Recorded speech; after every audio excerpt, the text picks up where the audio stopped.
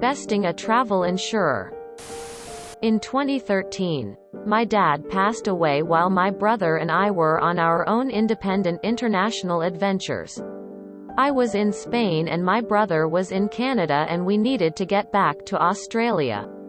My travel insurance was dodgy but eventually paid out after a few complaints, which is pretty standard practice. My brother tried to claim $9,000. He could only get one emergency seat on a bunch of connecting flights, and with that and his flight back after the funeral etc.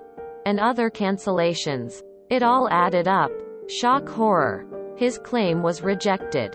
Back then, there wasn't an industry body that dealt with travel insurance companies, or if there was, we had no idea what it was. So my bro went through the usual hurdles involved with the appeals and complaints process. Eventually they told him that his claim for $9,326 was rejected and their determination was final. So, back then companies didn't really have Twitter handles.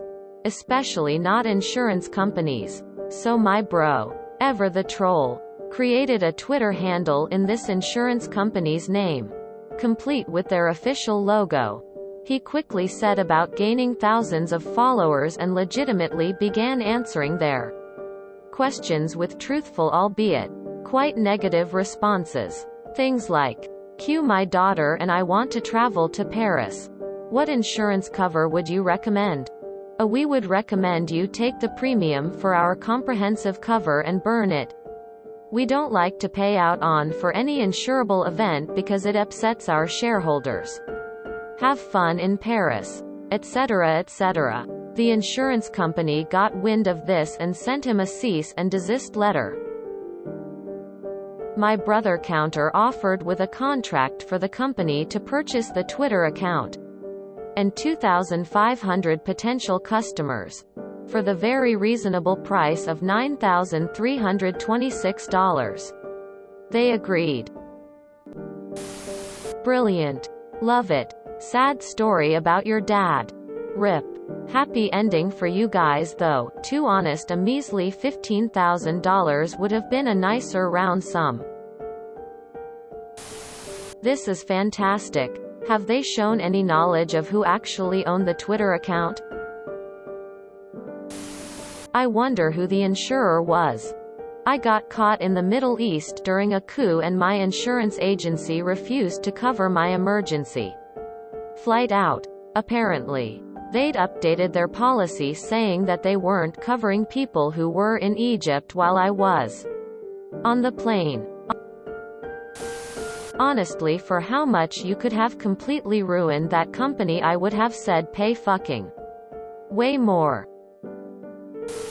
Your brother got lucky. What he did has been against Twitter terms of service since 2009. Look up the Twitter and Tony La Russa incident. By 2013, all the insurance company would have had to do was complain to Twitter and they would have yanked the account for free. Astounding. Thanks for sharing, this made my day. Condolences for your loss. That was epic.